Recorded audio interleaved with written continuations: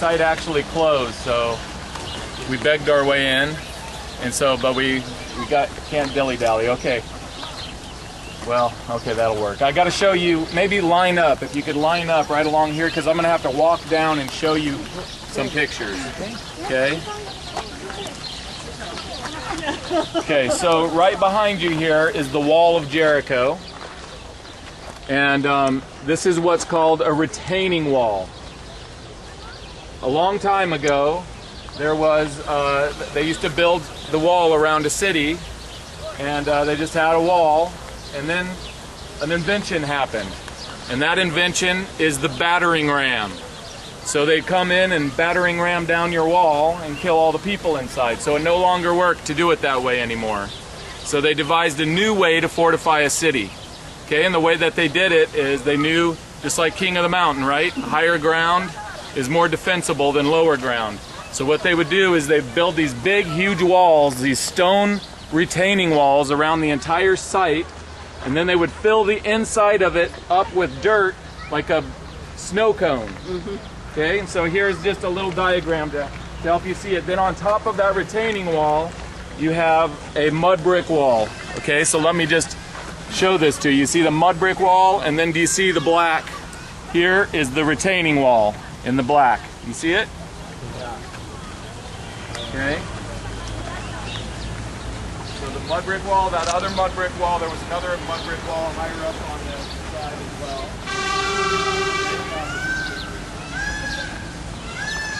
Okay, so mud brick wall, retaining wall. Okay, so now there's something here that can help us understand the mud brick wall. Okay, and that is this earlier building that you see right here with the mud brick wall on top of it. Or you see that? Yeah. So you see that there's a stone foundation there? So just pick that mud brick wall up off of that building and set it on top of that stone retaining wall. That's the city wall. Okay? The retaining wall went up much higher. You can see over to further to our right that it goes up much higher. So you got to raise that up, and then you got to put that mud brick wall up on top of it and go up another 20 to 25 feet. Okay? That is the wall that the Israelites were talking about when they sent their spies out with Moses, and they came back terrified saying, wow, these cities are well fortified. How on earth are we going to take them? And then they spent 40 years wandering in the desert, and then they came back, and we have the story of Joshua. Okay, so let me get out the next picture here. Where's Eric? Right here. Or I'll show Bill, it. can you hold that?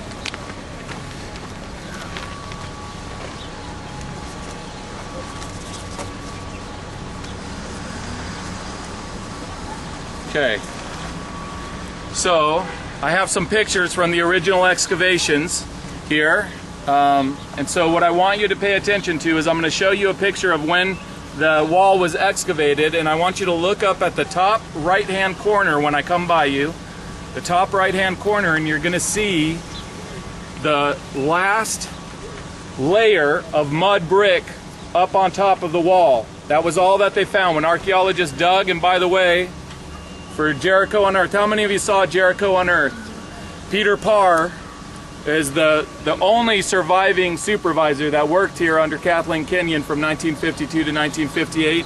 I flew him in. He stayed with my family for 3 weeks, and we came down here together. And so I've gone through this site with many different archaeologists, but he's the most important because he's the horse's mouth on the issue. And so this excavation picture that I'm going to show you is from 1954 when he was digging along this wall. And again, up at the top right hand corner, you'll see the last layer, only one layer of bricks remaining at the top. Okay? See it? Nod your head when you've seen it so I know I can go. Yeah. See it? Right up here. The bricks. Mud brick.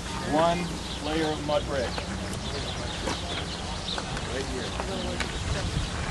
See that?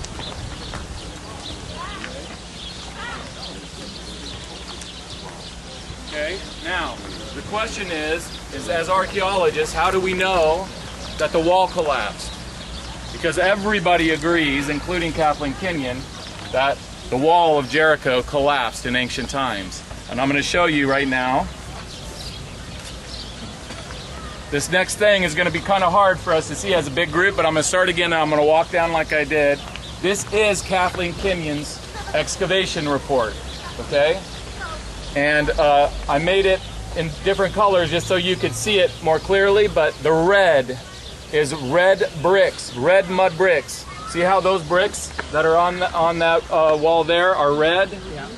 By the way, if you're confused about that, that's a building from before Joshua, the time of Joshua. From the city before they made this other kind of fortification. You can see that when they made that fortification, that retaining wall, they cut through this building. You see that? In other words, the city before the time of Joshua was larger, and then when they said, we got to make higher ground and defend ourselves better, the city became higher but then smaller, okay? So now I'm going to walk down with this and look. If you look into the red there, it says, what does it say? Oh. Fallen red bricks. Fallen red bricks. Again, this is Kathleen Kenyon's excavation report, okay? Again, nobody argues that there's a collapsed wall around Jericho. Which, as far as my kids who are 10, 8, and 7, that's good enough right there. Now, here, actually hold all 3 of those if you could.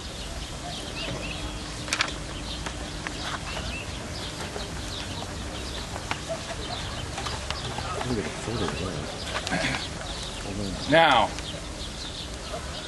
I didn't dare ask for one because we had to beg our way in here, but this is the brochure that you receive when you come in, okay? Everybody who comes to visit this site, almost everybody, are Christians. Okay? Jews, or at least Israeli Jews, aren't allowed to come into the West Bank. Therefore, most of the visitors here, 98 or 99% of them, are Christians, like us.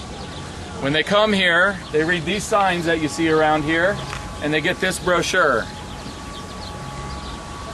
The Christians that come here are taught the Bible is wrong. I'm going to read you one quote out of what you receive when you come here. In fact, we can ask when we're leaving, we can ask for some of these. You can ask for one of these brochures. It says that the town, that is Jericho, was deserted in the late Bronze Age, 14th century BC, and the city wall of Jericho, of Joshua invasion fame, was not found by archaeologists, thus indicating a contradiction between the biblical narratives and archaeological evidence. It says that blatantly, when the reality is everybody agrees that when they excavated that wall over there, they found not a wall standing on top like you have over here. That's what a wall looks like when you first excavated and it's been standing. But a collapsed wall of all those bricks that formed a ramp up to the top of the stone revetment wall. What's going on? Something's going on here. Why aren't they talking about the collapsed wall? There's also a burn destruction that goes across the whole city, and we'll look at that next. What's going on? And this is something that I wrestled with for a long time, but it's pretty simple, right? This site was first, the major excavation that was first done here was John Garstang. This is before 1948. Everybody knows what happened in 1948? Yep. So before 1948, this place was dug by John Garstang, secular scholar. No problem. Oh, we have a collapsed wall at Jericho, and the Bible says that the walls came tumbling down. That looks like a correlation, right? Yeah. Then, 1948 happened. After 1948, we're standing in Jordan right now. All you have to do is you put the border up for Jordan. One side Jordan, the other side Israel. And just look at the archaeological sites that were dug after 1948 in Jordan. They can't find Israelites to save their lives. They're nowhere to be found. Over in Israel, no problem. They find Israelites wherever they dig. You think that's because of the archaeological evidence? No, it's because of politics. And that is the problem. That is the political propaganda that you get when you visit the sites in the Arab section, the Muslim sections, the West Bank, back then Jordan, is that all of the archaeology that's done in the West Bank is done by Professor Taha is his name, and he blatantly claims that he is trying to rewrite history and write the Israelites out, the biblical history out, and another history in where Palestinians descend from Canaanites, and therefore they have the right to the land and Israel does not. Okay, now I'm not trying to get political with you. I'm just trying to express that why things are messed up for people who come in here and go through these sites, and why they're told that the Bible is incorrect. It's for political agendas. Okay? Now, it's going to be very difficult to do this, but what I want to do is I want to actually show you. This is actually a recent excavation, and it's just been in the last few years, and so I want to walk over here. I think it was done like 5 or 6, 7 years ago. And then where they dig right over here was done just 2 to 3 years ago. And I was here when they were digging that, because when I made Jericho Unearthed, I hadn't ever seen these collapsed bricks. So when it was being dug, I actually tried to join the dig team. I was not allowed to join the dig team because they knew that I didn't line up politically. But I came here and I saw those fallen red bricks like we just saw in Kenyon's report. And then they just a year ago dug out this area here, and we've had bad rains and everything like that. But you will be able to see, where is that thing? You can barely see them because they've melted in the rain. But see the revetment wall? And then the top of where the red bricks are? You're going to be looking right there, and you'll see fallen red bricks over here. But we're going to jump the fence and we're going to go way around. Don't go close to these bulks, they're called, because they will collapse. Okay, so follow me. You see them? Yeah. There's Fallen one here, bricks there's one from the here, wall. There's one here, there's here, here, here. You see them? Yeah. Okay, Joel that Kramer. is, remember on this report, you see where the red line comes up to this revetment wall? You see that it's just a little below? They're just now starting to get into the collapsed bricks. So if you're here when they're digging it out, all the way around the tell, wherever they dig, this is what they find. Okay, so we're gonna have to jump a fence here. And the reason that we're jumping a fence, we're not just trying to be wild and crazy or anything like that. The reason that we gotta jump a fence is because if you follow the paths on this site, you don't see anything. If you want to see the important things in this site, you've got to jump the fence. And so we're going to jump the fence. We're going to make our way over. It's not a hard walk. Follow me. So here we go. I'm going to show you this picture first. This is from the 1930s. Okay, if you notice on this one, this mountain peak right over here is the peak that you're looking at right over here. And then the road that you're looking at down there is right here. This is from the 1930s, John Garstang dug, and you're looking at where these excavations were. I show you this, one reason I show you this is to show you that the site doesn't look anything like it did even when it was excavated today, right? And so they excavated all of these out, and the other reason I show you this is that before they excavated here, the road was already in, and it wipes out the whole eastern side of the tell, unfortunately. Probably the gate for the city was on the east of the tell. If you look down here, you'll see a red roof. And so this red roof is where the Elisha Spring, it's called, comes out to this day, and it's also used to water. You know, in the Bible it's called the City of Palms, Jericho, and you can look out in there and that makes sense. And so we're talking about 1,000 gallons. I think it's like 1,000 gallons a second or something. I mean, it's a huge spring that comes out here, and that is the reason why this site has been lived in for thousands and thousands of years. They call it the oldest city. You know, it's one of the oldest cities, and so definitely that spring was inside the walls of Jericho, no question about it. And And then the other thing that John Garstang found during these excavations is he found these storage jars. Okay? One room after another filled with these storage jars. And tonight when we have our talk, I can pass these pictures around and you can get a better picture view of them. Here again, room after room filled with these storage jars. Okay? And they were full of grain. And the grain was burned. Let me show you a close-up. You mean when they found them? When they burned grain in them. When they were found, there's a good example. See how the grain is burned? They were full of grain, and it was burned.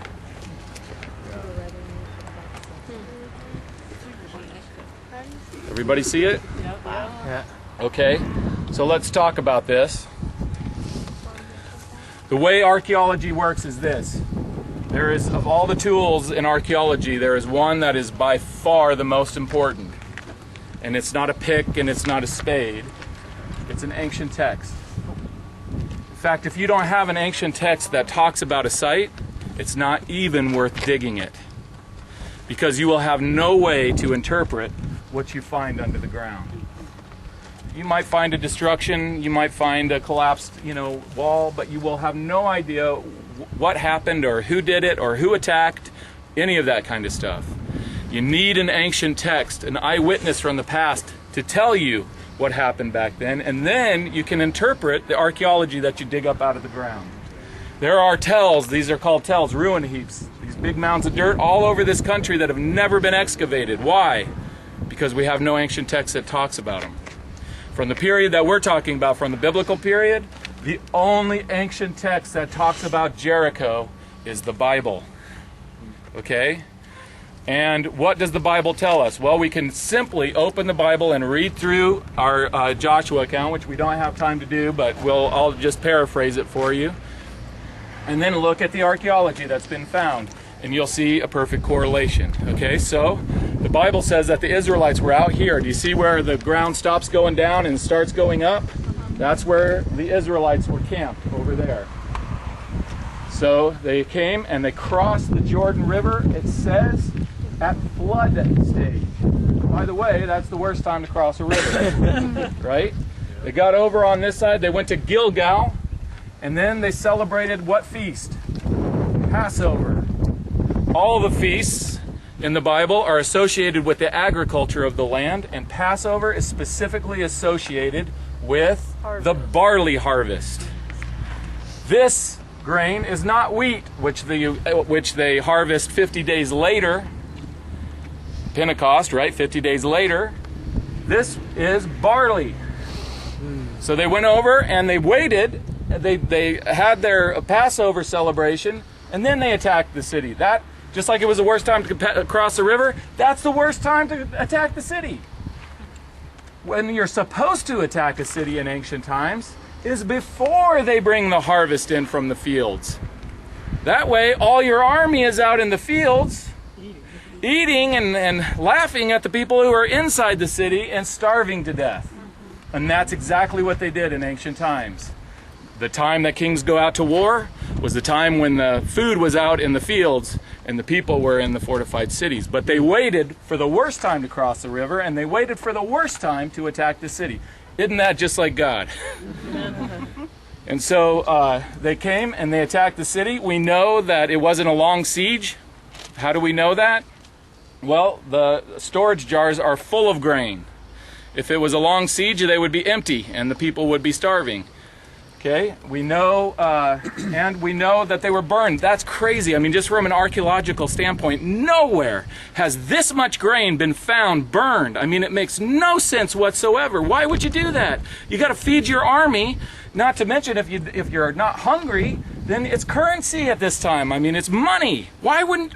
It doesn't make any sense unless you read the ancient account where God specifically tells the Israelites, you are not allowed to plunder this city. You're to burn it as an offering to the Lord. So why do you find a collapsed wall around this site and not the other sites? Because it correlates with the Bible. Why do you find burnt grain in the hugest quantity in this site compared to any other sites in the biblical world? Because that's what the ancient account says happened. Okay, and then the next thing that happened is it says that Joshua puts a curse on the city, and it is abandoned. The next time that it's lived in is Eglon, king of Moab, comes over, Judges chapter 3, and he builds a palace here. By the way, we found that palace. Oh. And in between that time was an abandonment time. Where is my folder? Just a sec.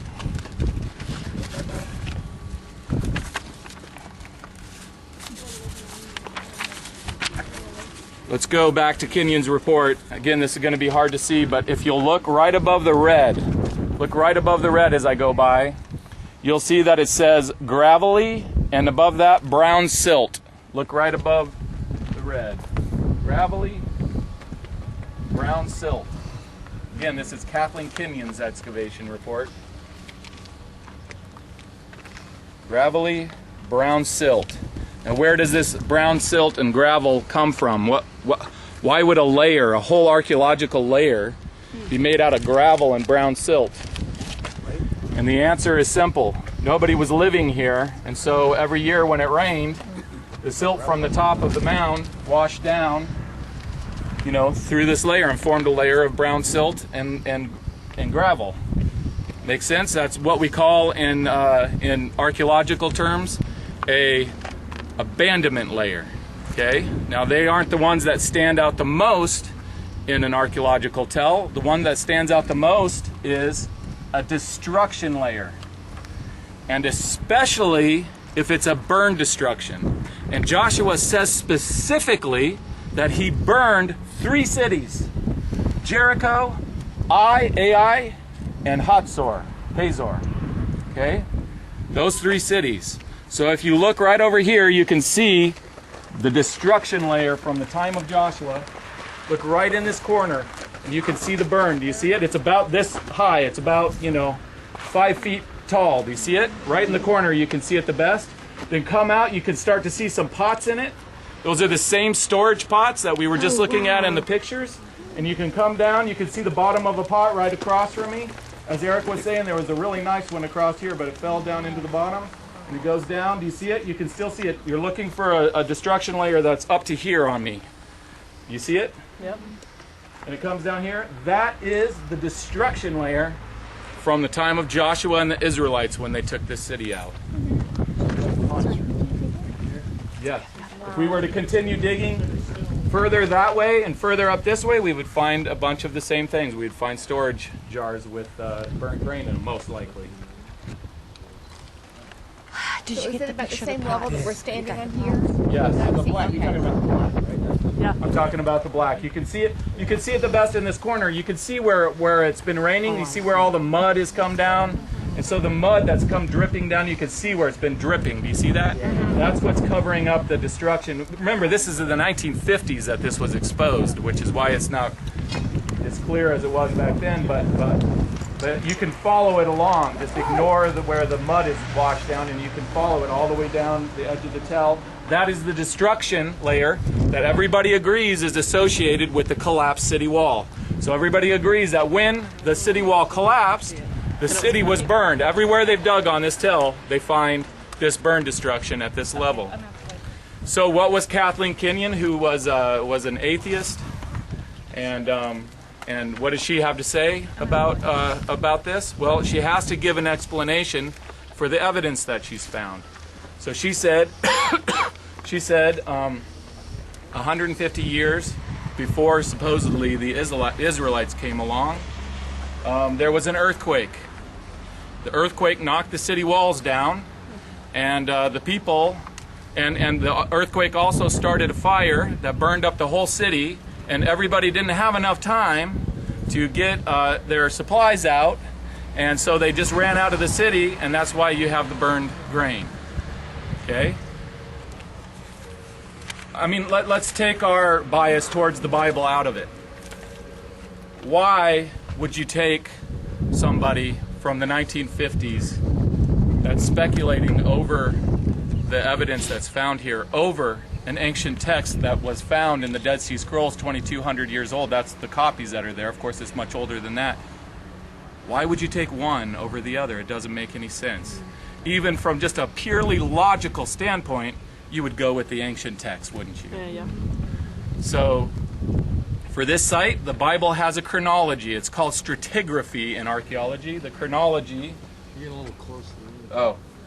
Yeah, the chronology in the Bible is that the walls collapsed, the army went up, burned the city, with its not plundered, it laid abandoned, and then Eglon came in and set up a palace to take taxes from the Israelites. The archaeology says the walls collapsed, the entire city was burned, it wasn't plundered because we find all the grain in it, and then it was abandoned, and then a palace is on top during the time of Eglon, king of Moab.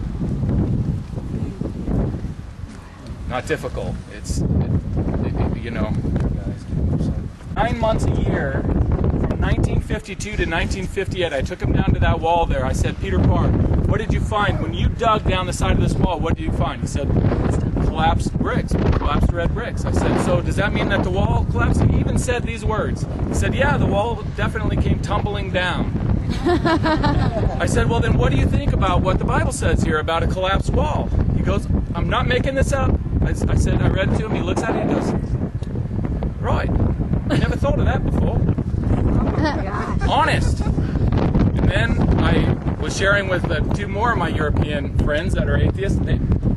There are lots of people, especially from Europe, that have never heard of the Israelites in the biblical story and Joshua, and they completely ignored the biblical text for here. Anyways, this is Peter Parr's hole that he dug. It's the deepest hole ever dug in archaeology. And it was an honor to bring Peter Parr back here after leaving in 1958. He went on to direct digs at Petra, Georgia, and then up to Carter.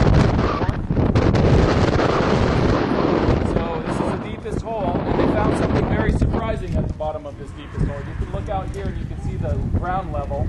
You can see they dug all the way down to the bottom of the tell. And what they thought they would find down there is a bunch of, monkey men. But what they found was a fortification tower.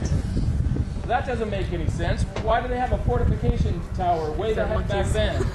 And so they found in this site where they dug the deepest in the site, a very sophisticated city with the